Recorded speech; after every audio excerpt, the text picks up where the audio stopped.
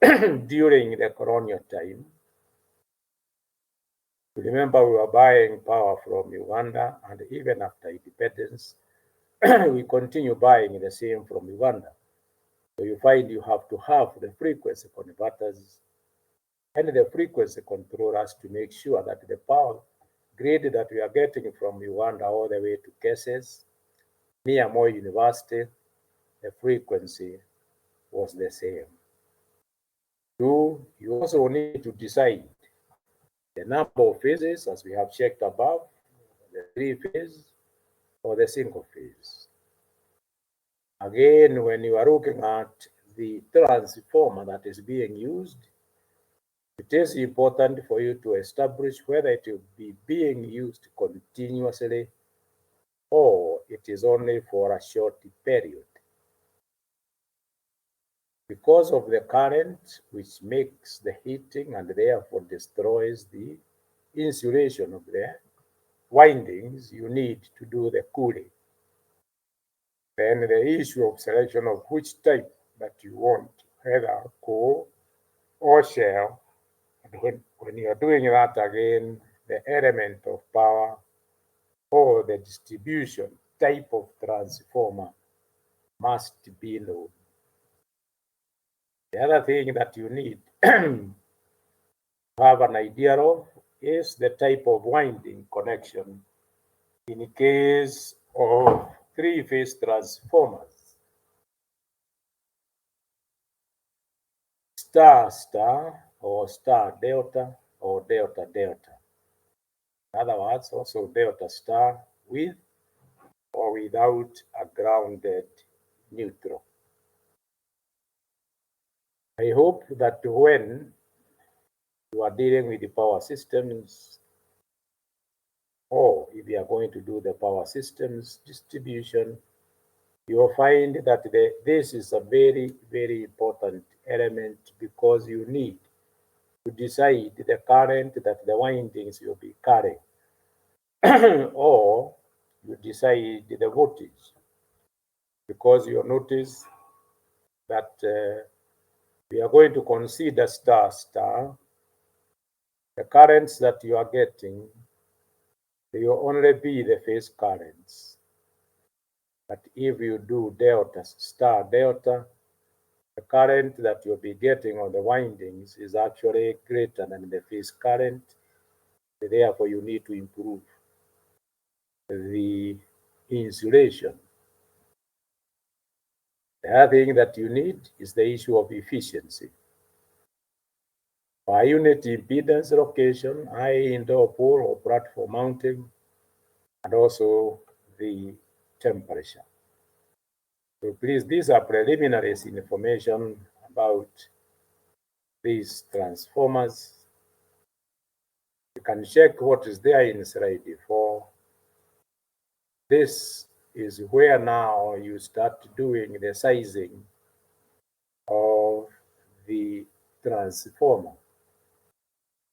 Please, the information looks very sketchy, but you can see it helps us to get the fundamental principle of how the transformers are designed, because you can now see, like this one, all what you are getting is that this would be the shell, the whole of this is hollow, and the windings will just be around here. That you call the primary winding. The other winding will be here, you call it the secondary winding. So you can see there is no link. But because of this material, since this material is also very important when you are considering the transformer, and this is where now when you'll be doing the details, we will be getting the transformer constants. So you'll find between here and here, there will only be that magnetic induction or induced magnet between the primary side and the secondary side. So size of the transformer. As the iron area of the leg A, now you can see we're baptizing that as a leg, all of that solid material. And the window area, one that I called the open area, which is nothing but the height of that window, the width of the same window. So the window area, AW, nothing but the height of the window, you multiply by width of the window. This increases the size of the transformer. Or if you increase this size, it means the size of the transformer will be proportional to these measurements that we are seeing here. The size of the transformer increases as the output of the transformer increases.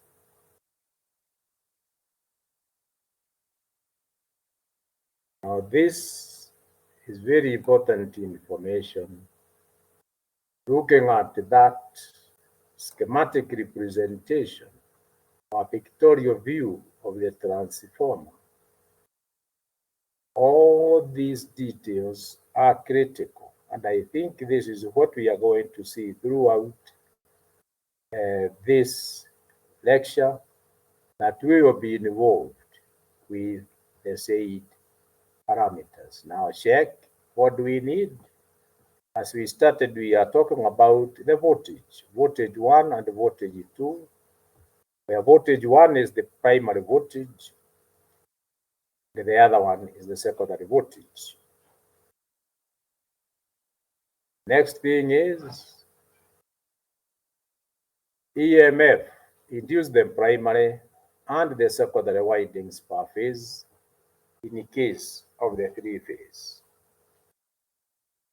What else are you interested in?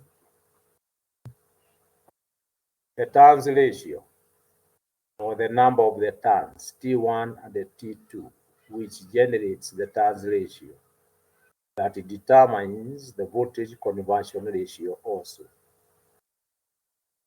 Current 1 and current 2, again, they are related with the said voltages and induced EMFs, and also the turns of each winding. Cross-sectional area of the primary and the secondary windings, very important. The current density in a transformer conductor assumed to be the same in the low voltage and high voltage. You see that current density now also determines the size of the conductor that you are going to use. There is the magnetic value of the induced EMF, phi m, which is nothing but the flux members. The maximum value of the flux, which we are calling Bm. The net iron area of the core or leg or the rib, as we have seen above in the schematic representations. The iron or the stacking factor, because you see the material, the one that we are seeing here, as the box you find, this is the iron that we are talking about. And also the cross-sectional area of the core. Now from there, what you need is the ratios that are very, very important. You can see that other two, you are looking at the primary voltage and the secondary voltage, the induced primary and the induced secondary voltages, the ratio of the transformer, and the ratio of the current. So you can see they take, especially the current and the turns, take inverse. This is T1 by T2, this is I2 by T1, and therefore when you do that, you will call it the ampere turns. That also now helps you to decide, because that will be depending on the load current that it is being required from that transformer. Some observations.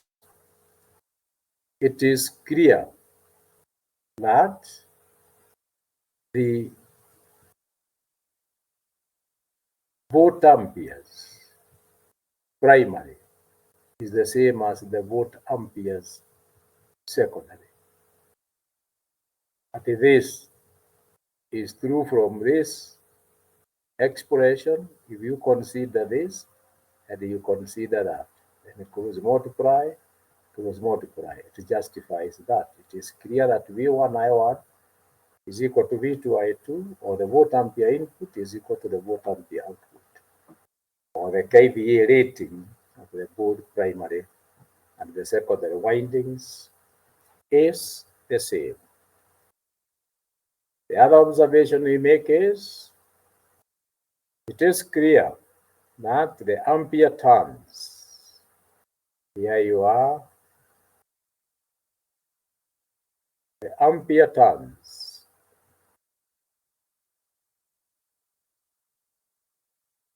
are the same. That is to say, the I1 T1 is equal to I2 T2, or the primary MMF is equal to the secondary MMF. Also see the ratios defined here in terms of the volt per turn on both primary and secondary, again, same. Then we check what we are now calling the window space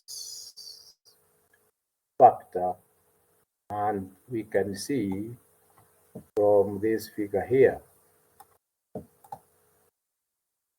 we are having this window space here.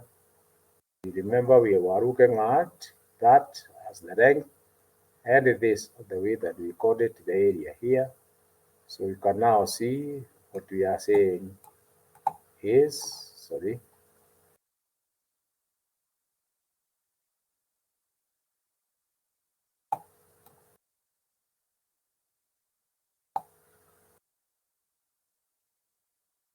we want now to introduce a new parameter because of that space that we are calling the window space factor.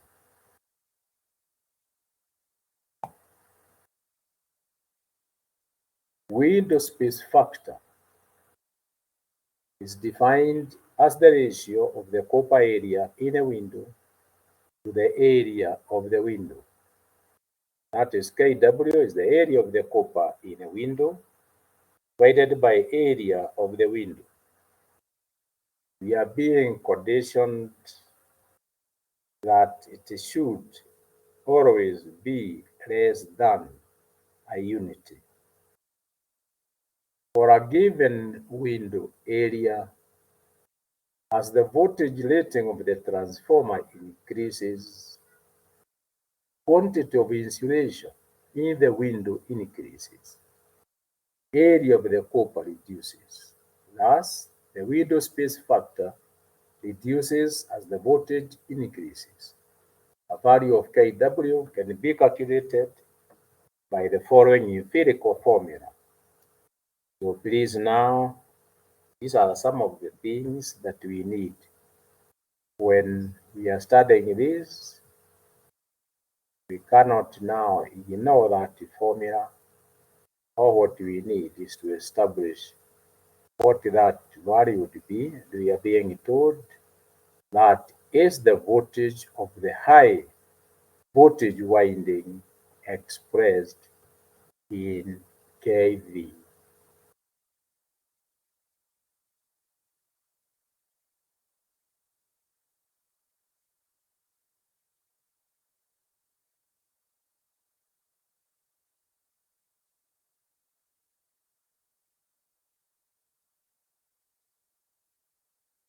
Is there anybody with a clarification for slide 1 all the way to 4?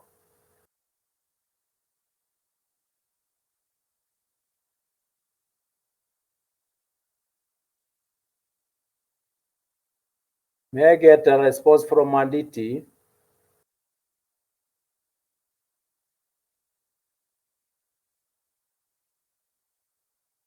Imelda.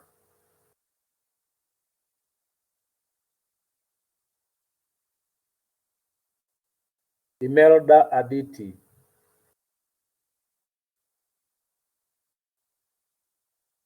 No response.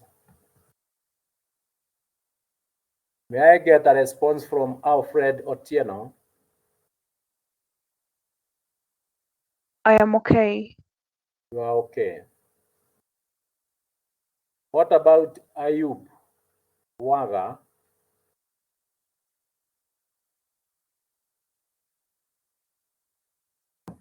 Ayub Waga, are you with us?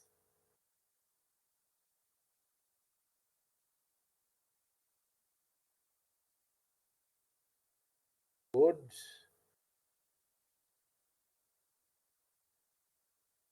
What about Brian Gitonga Kamau? We started together with you. Are you still with me?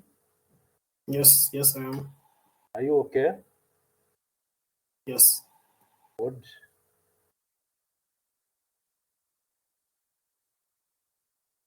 Alphonse Omoro.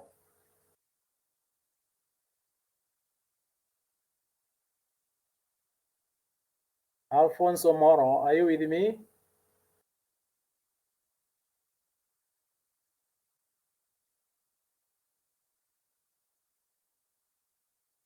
Good. Then we can proceed to. Excuse me, sir. Hi, Omoro. Is that Omoro? That is Oduor. Yeah, hello, sir. Yes, please. Yeah, I'm asking concerning the window space factor. It's actually, you said it's actually it's the ratio of the area of the copper in the winding to the area of the window. And I'm kind of confused. What do you mean when you talk of the area of copper in the window? Like, what area is it specifically?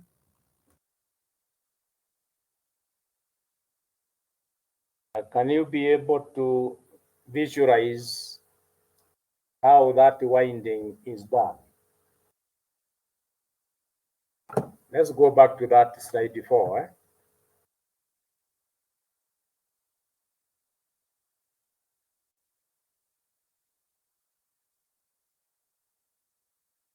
Can you see that slide before?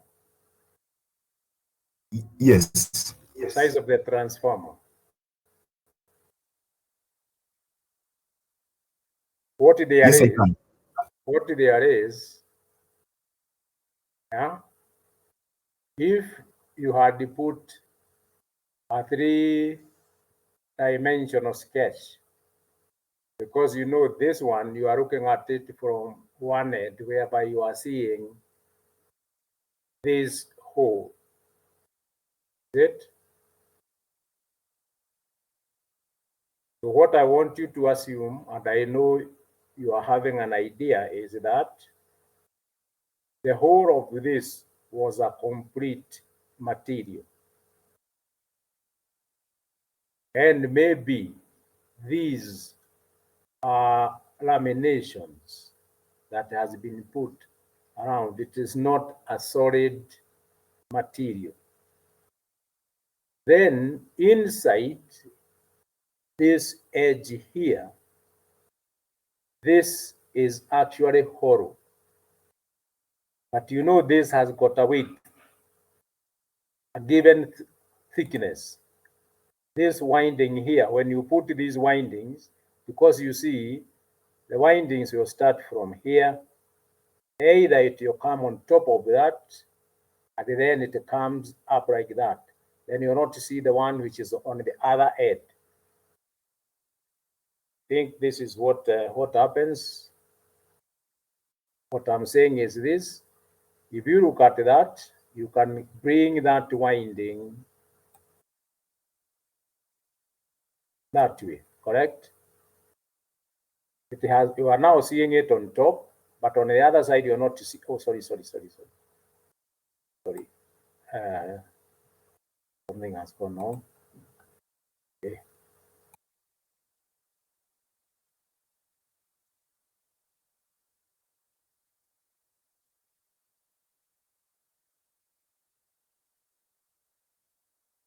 I have messed up because I wanted actually to sketch here, but I think I was not able to hold the pen well. But idea is, you know how you do the winding. If this winding is coming from here, you can see it on top here. You will not see it on top of this as it is comes out. And all what we are now saying is you look at that surface here, and there is the surface on the other side where the copper is now sitting. You can see through that area. This is why when we now come to this formula here for the copper, we are saying the window space factor. The window space factor is defined as the ratio of the copper area. You know now where the windings, you cover the whole of that area with copper as the winding in the window to the area of the said window.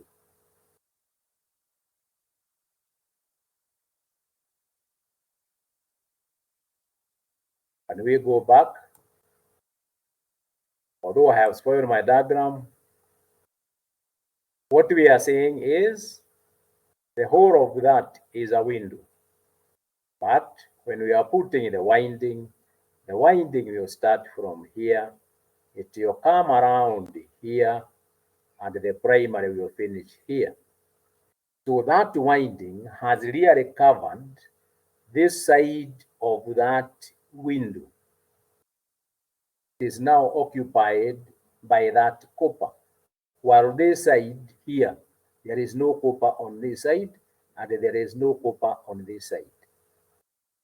So the area that has been covered by copper is that area, which you mean is the length or the width of that, and there is the thickness of the same if we did it with the three-dimensional. This is why then here this formula is very correct. Window space is defined as the ratio of the copper area in the window or covering the part of the surface area of the window, if we have to use that way, the surface area of the window, because the surface area of the window is known, but when you put the winding, part of it will be covered by copper. But do you agree with me? Yes, I agree. Please, huh? Good. Can we proceed to CDO 5?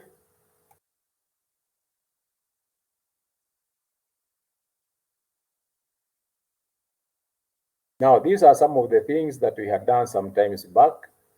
Now we are actually going to justify why we get these figures. Single phase, core type, transformer.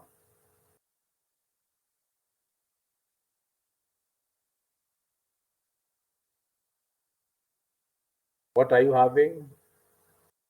The same thing as shown above, but a little bit now modified.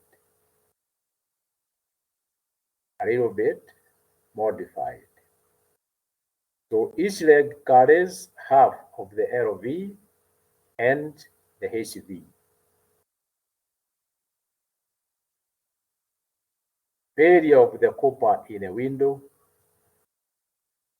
you can see, as I explained above, there is the issue of the primary side on the left and the secondary side.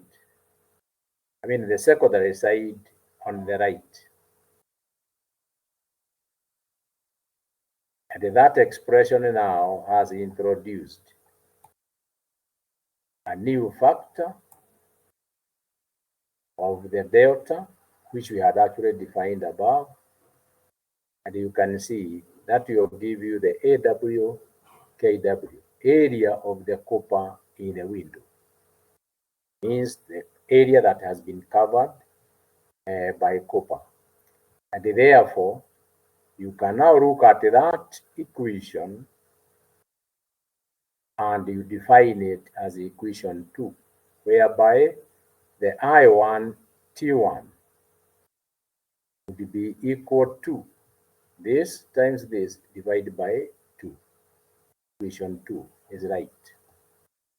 After substituting equation 2 into equation 1 above, you'll get equation 3, which is not labeled, with some new values.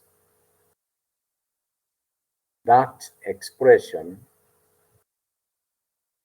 now is for the single phase 4-type transformer.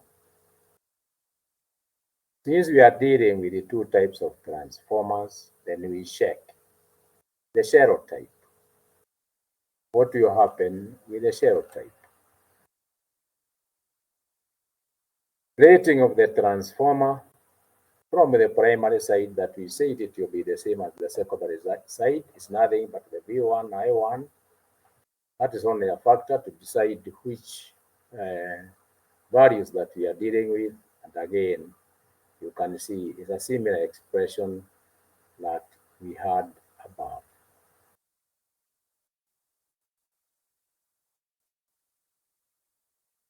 What observation can we make? Since there are 2 windows,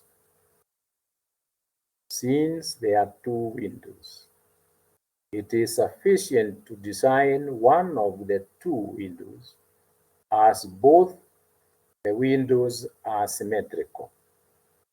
Since the LV and HV windings are placed on the central leg, each window accommodates T1 and T2 of both primary and the secondary winding. You see the same expression is similar to the one above. When you check here, you'll find it's the same, but instead of T1, now it comes to T2. Instead of coming to I1, it was I2.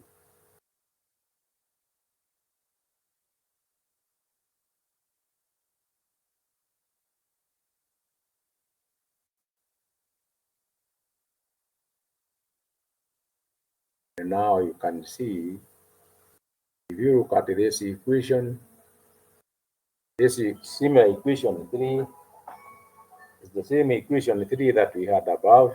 You can go back and try to compare. Then now we get the shell type, a 3-phase code, a 3-phase code type, not shell type. You can see it will be similar to the one of the single phase, but now it has got the 3 of them. And I'm hoping again we are remembering that they are displaced from each other by 180 degrees because of the principle of the generating station. So the equation remains the same, but you multiply by 3 because it is 3-phase.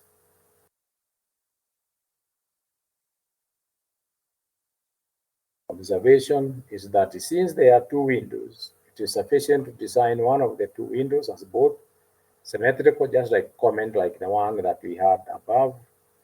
Then we can now check that since each window carries the windings of 2 phases, area of the copper in the window, say due to red and yellow phases, that one, it will be the A1T1, A2T2, and A1T1 plus A2T2. So you can see it is nothing but this times 2.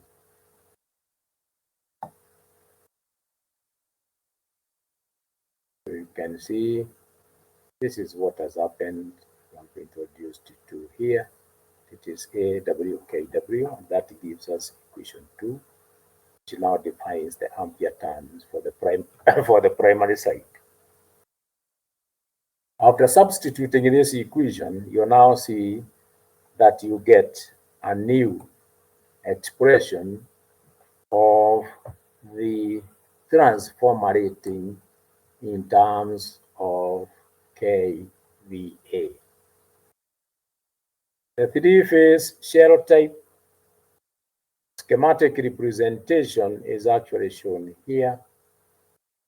And since the single phase up there for the shell is already done, you'll find that you only need to modify that by multiplying by 3. And the same comments again is actually made for The same that when you are designing for the 3-phase, you simply need for a single phase and then copy paste.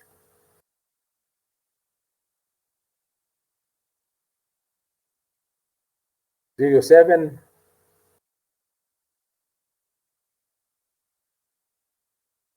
is now giving you the 3-phase kVA expression for a design transformer that is of the 3-phase type.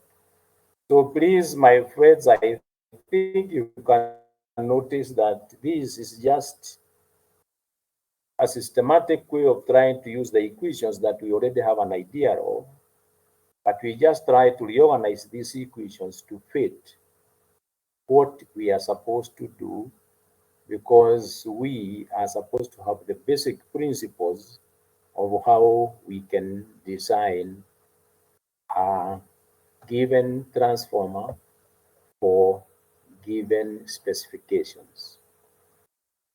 So usual values of current and the flux density. The usual values of current and the flux density.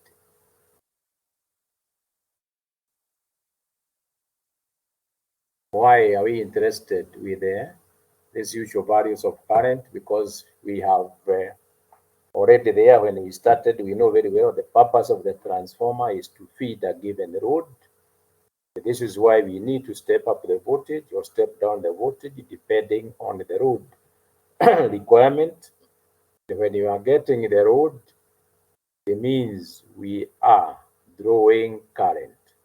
So if we are drawing current, that current is being reflected all the way to the primary side to do the same method, because there is no direct link, and therefore the flux that is responsible for determining the secondary voltage needs to be considered. So the value of current density depends on the type of the cooling, natural or forced. Up to that value of kVA, natural cooling is adopted in practice. The current density is less than 2 and 3.2 per millimeter squared. So you can see we are talking of the diameter of the copper wire which you carry a given current. So we need a maximum of 3.2 amperes per millimeter squared, and the natural cooling will be there. If it is there, then you find current may increase from what we have stated to around 6.4 for forced cooling, and the flux density rise between 1.1 to 1.4 in practice. So note, to solve the output equation, having two unknowns, AI and AW, volt per turn equation is considered. Volt per turn, in other words, volt ampere turns is actually required. So the volt per turn equation is actually given, and you can see it is similar to what we had there above. So the rating of the transformer per kVA, is fundamentally that expression, which shows that it will be equal to the induced EMF E1, the same current I1, which from above we have expressed because of rotations as that expression. The term phi is called the magnetic loading, and I1, IT1, or the product of I1, T1, is called the electric loading. The required kVA can be obtained by selecting a higher value of phi m and lesser of I1, T1, or vice versa. So in this case, what you are trying to do is you are trying to minimize the value of the primary current because you do not want to have the temperature increases in the primary side because of the weakening of the insulation. So this is very important that we can obtain by selecting a higher value of the flux, and we have a lesser I1, Q1, or vice versa. As the magnetic loading increases, flux density, and hence the core loss increases, and the efficiency of the operation decreases.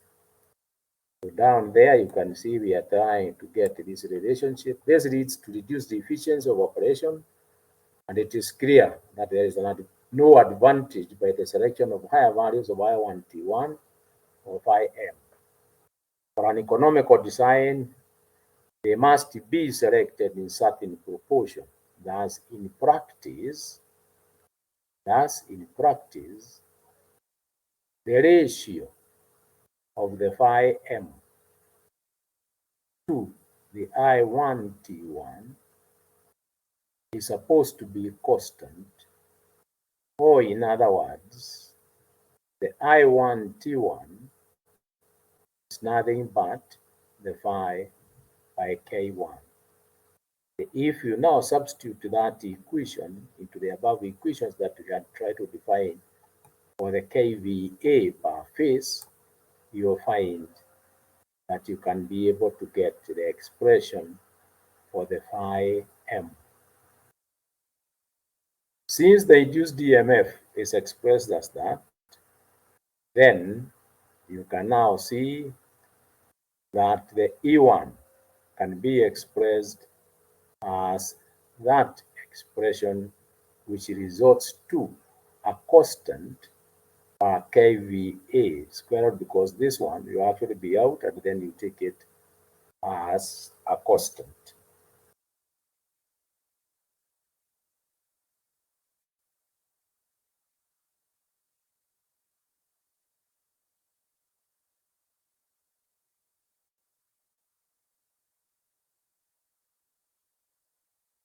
What we are getting is just the definition of the above equation, whereby we have obtained the value of K and we have left the root of K VA inside.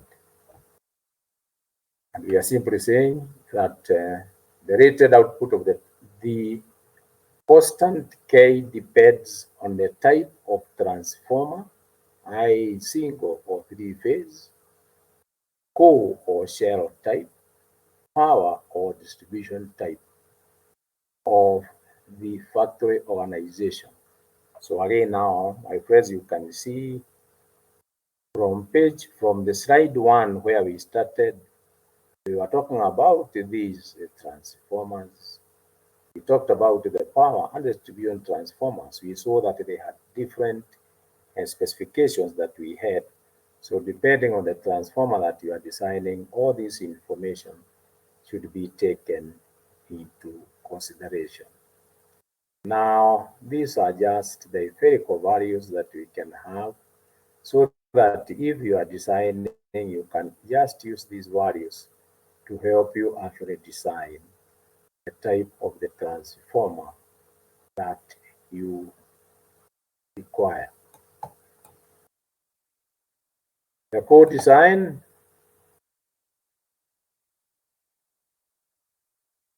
net iron area of the leg or the rib or the core is actually having a relationship between the flux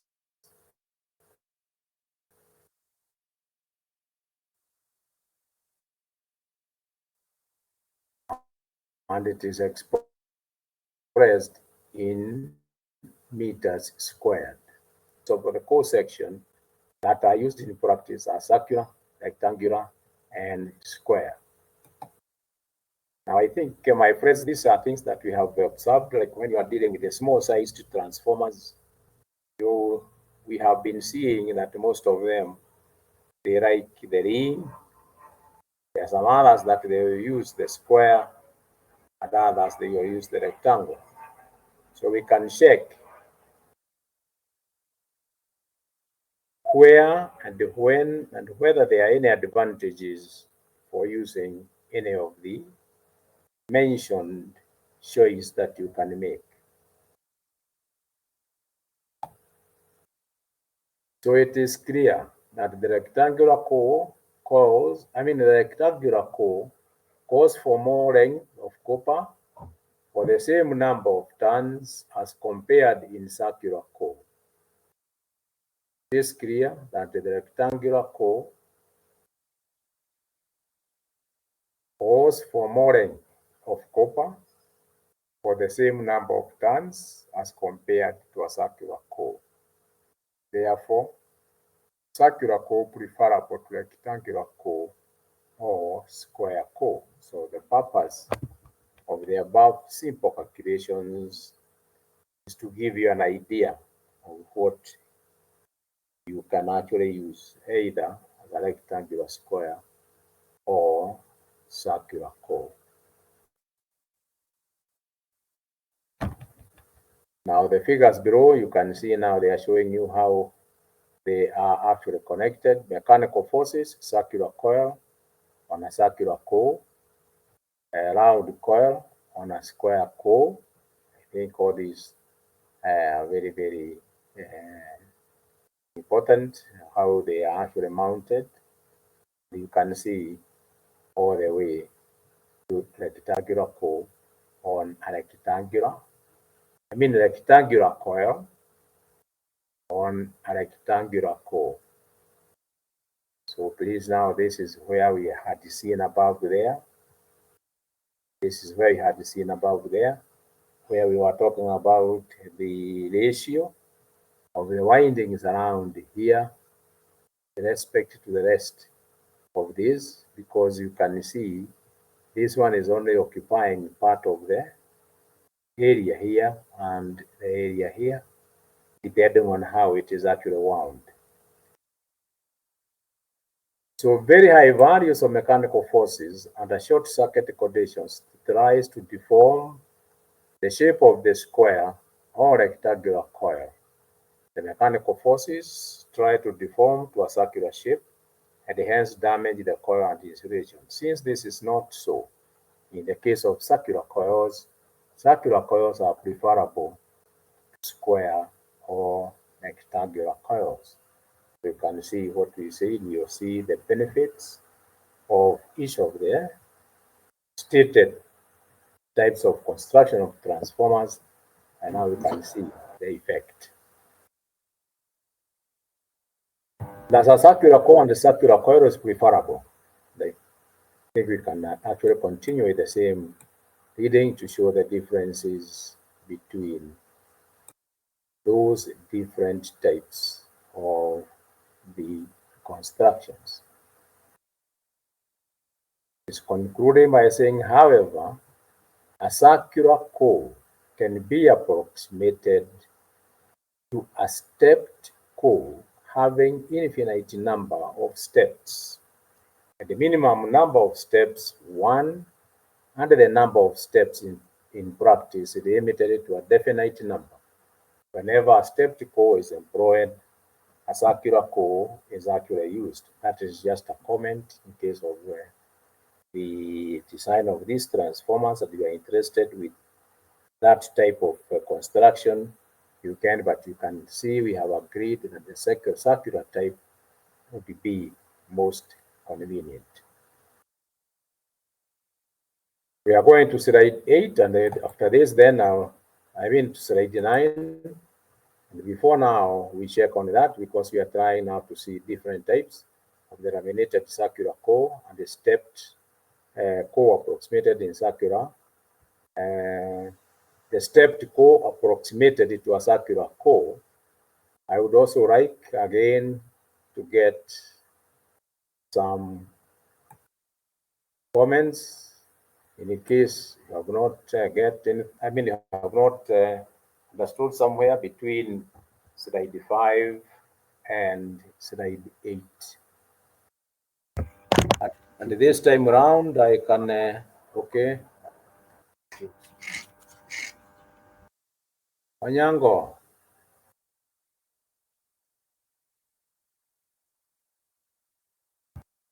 Hi, Onyango. Hello. I'm sorry. I'm sorry. I'm hearing you, Onyango. I'm saying it was a mistake. It was a mistake. Sorry.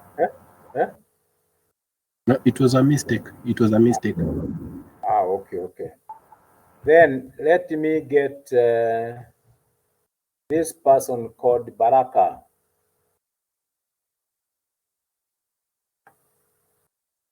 Baraka, Yes, are sir. we in the same room? Yes, we are. Anything you'd like to comment on, Baraka? Good. Let me get somebody else here.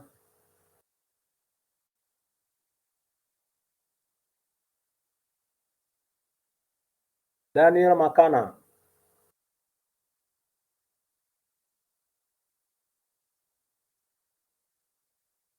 Daniel Makana.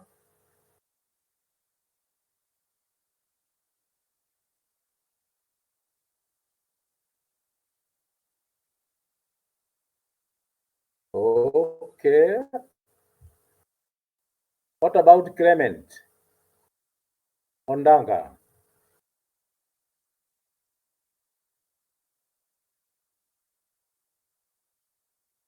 Good. Let's just check two, and then we can close the session.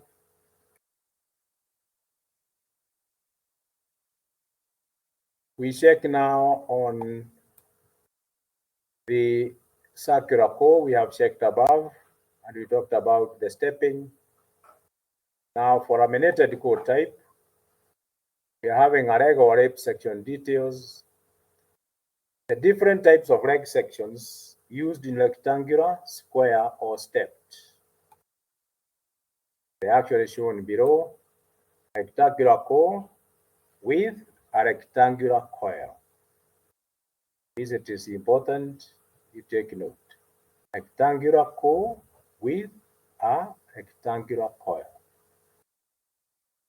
What do you have? The length and the width. From there then,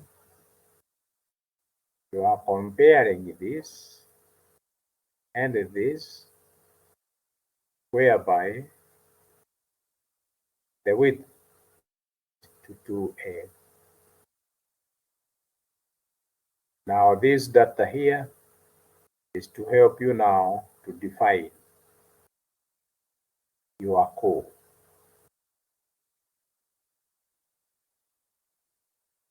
And what do you have? 2 square with a square coil.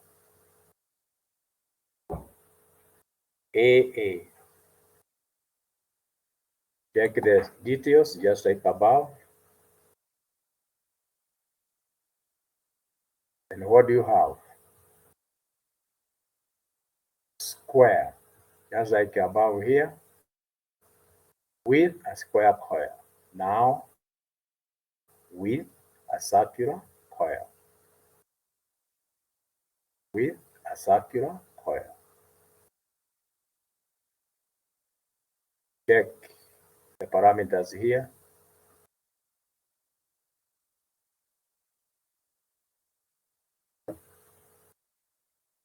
Check slide 10.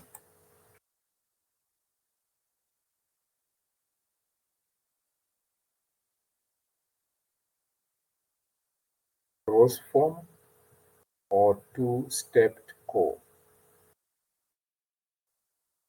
Cross form or two-stepped core.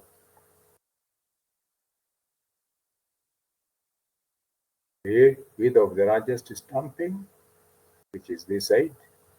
Width of the smallest stamping, which is this side. Cross area, again, We use the same parameters like the ones that we had above. You simply label them according to this, and you see what you get as the total area for each one of them.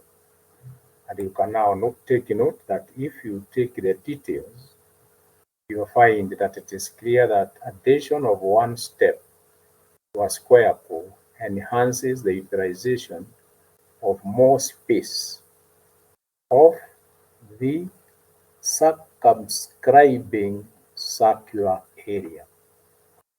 Now, please, if you can recall the issue of inscribing and circumscribing when we were doing maths, geometry, you'll see where this is now coming from.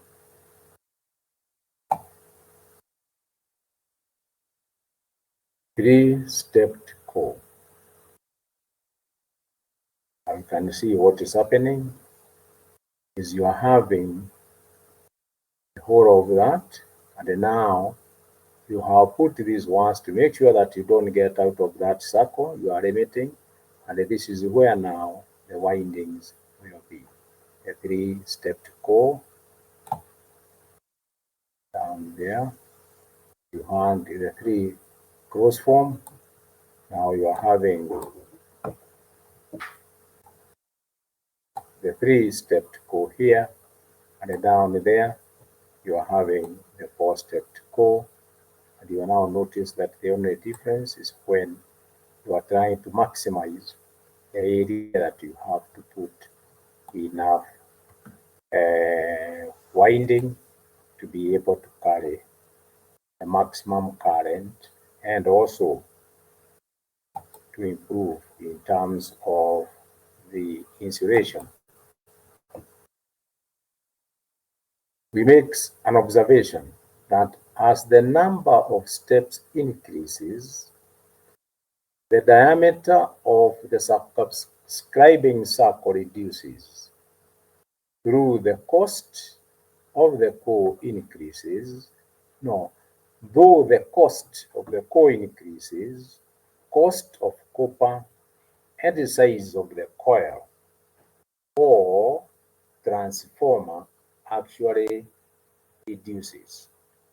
So please, you can see the purpose of actually doing all that simple calculations is to help you to have an economical cost of a given transformer. What about the yoke selection details? The purpose of the yoke is to connect the legs, providing at least reluctance path. Reluctance path. This is where we said this is the one that is actually linking the primary and the secondary side. And in order to limit the iron loss in the yoke, operating flux density is reduced by increasing the yoke area. Generally, yoke area is made 20% more than the leg area. Please, now this is very important that the purpose of the yoke is to connect the legs, providing at least the reluctance path in order to limit the iron loss. Because you will find when you'll be now trying to study the performance parameters of a transformer, the issue of the iron loss and the copper losses will be introduced. And therefore, it is good for us to note quite early what we need to do to reduce this loss. So whenever the yoke area is different from the leg area, yoke can be considered to be rectangular type for convenience.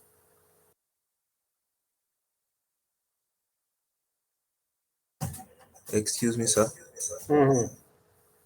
With regard to the cause, how do you determine to the square cause and the cruciform?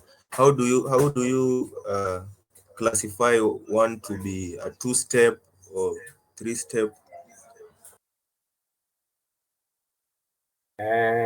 Because that is Otieno, eh? Hello? That is Otieno, eh? Yes, yes. Okay, Bwana Otieno, you know, when you are dealing with design work, like now we are talking of the principles of designing a transformer, usually you start from the road specifications. And when you get the road specifications, that is where now, because you are having this knowledge of different techniques of designing the transformer, and already you have checked and you have seen this type of a transformer with these requirements will be suitable because of 1, 2, 3. That is the starting point. So it is not that you design a transformer without having the conditions under which that transformer will be subjected. And this is why you heard me say that if you check in the field of communications and you check in the field of the power transport or power distribution, you'll find that in communications, most of the times they are using the circular transformers, small sized transformers, but circular. When you come to the power distribution, you'll find most of them, they are actually rectangular. And this is why you find you have different shapes with the different legs, or what you are calling the ribs. Again, this will depend on the nature of the road. And don't forget again, we said you must also be checking whether that transformer is continuously being used or it is intermittent. Have I attempted to satisfy your request?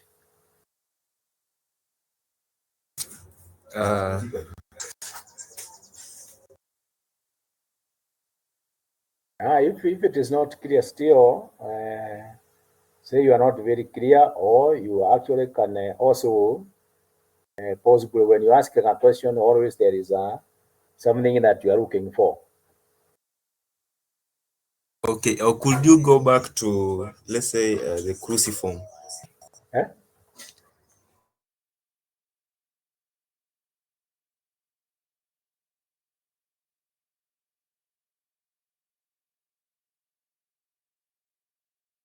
It is called a or two-step form. Then the next one, then the next one was three-step. The next one was three-step. It kind of had some steps there. So we were arguing here with my friend. How comes this is two-step, then this one is three-step? What criteria was used to name them? Let's just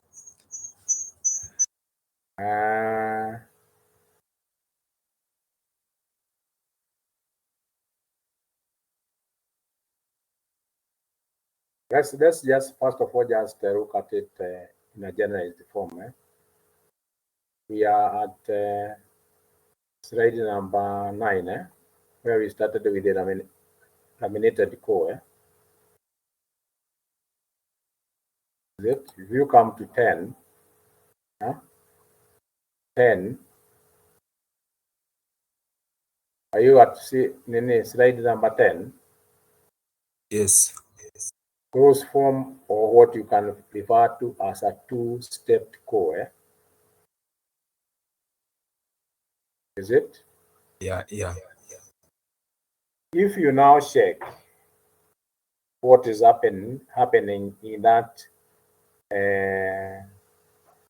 pictorial view of this, is that it is a circle, correct? This is a circle. When you check in that circle, you have tried to fit that figure inside. Whether now this is a rectangle, is it? This is a rectangle. So if you check from that rectangle, it is having two edges which are touching the edge of that circle. Compare now this shape here and you compare that shape with this shape here.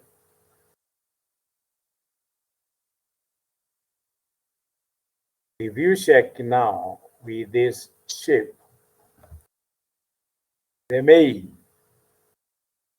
length is that length because this shape is trying to bring closer the windings that you put around here. You are trying to bring it closer to the one that would have been circular, correct? So if you check, there is this one here. When you come, you can see there is this one here, another one here, and another one here to finish up the rectangle that you had actually got. So this is a one step, this is a two step, and you find that you're actually coming to the third step so that you go to the final round of that. And you know very well, like when I want to ask you,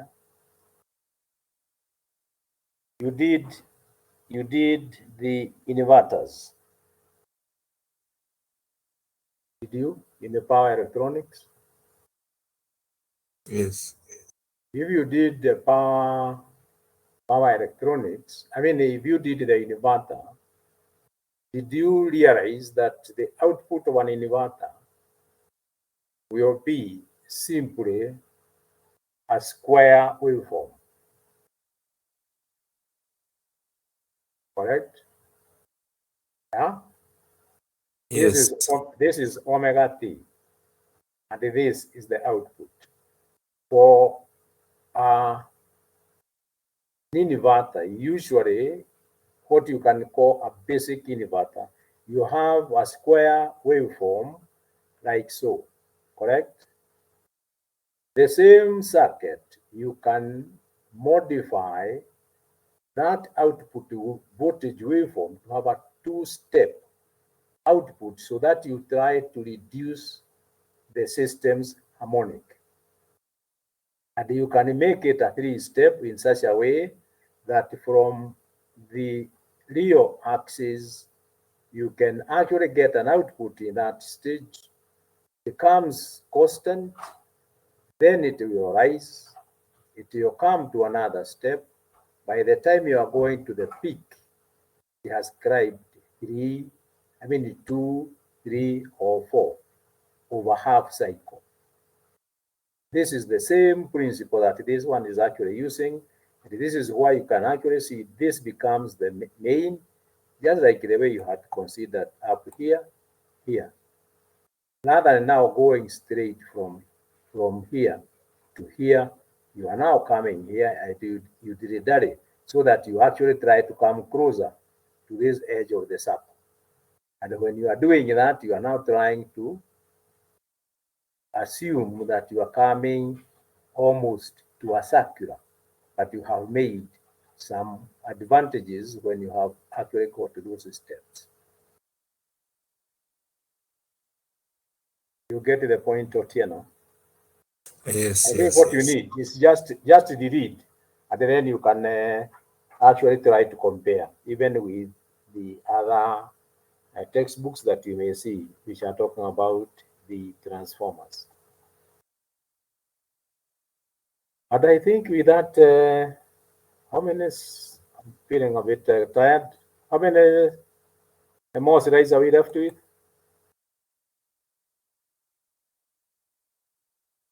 Only 14. Only 3. Can we finish? Or we finish up this one next week?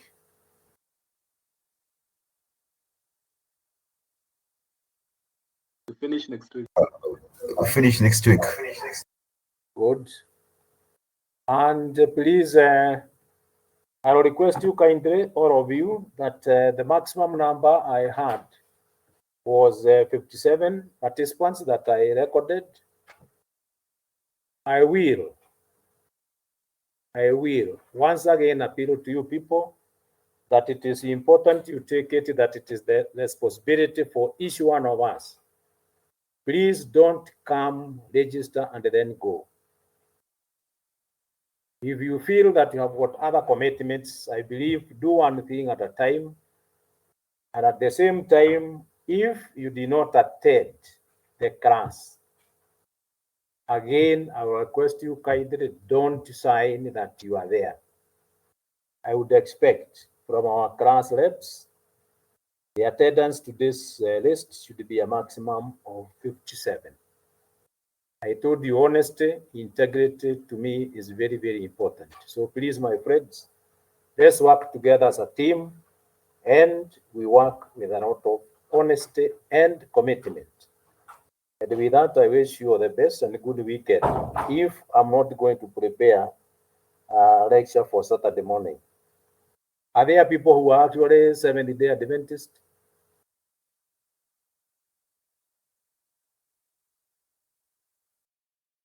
Huh? Hello? If there isn't any, then we can try to arrange whether on Saturday morning, at around 7, we can have lectures. Is that agreeable? Not really. We've got a good number of students who are Seventh-day Adventists, although they won't really, it will be inconvenience to them. That is why I'm asking. I do not want to inconvenience anybody. Are they here to negotiate and agree? I think that will serve majority. Yeah. Okay. So I wish you the best and good luck. All right, thank you, sir. You're welcome.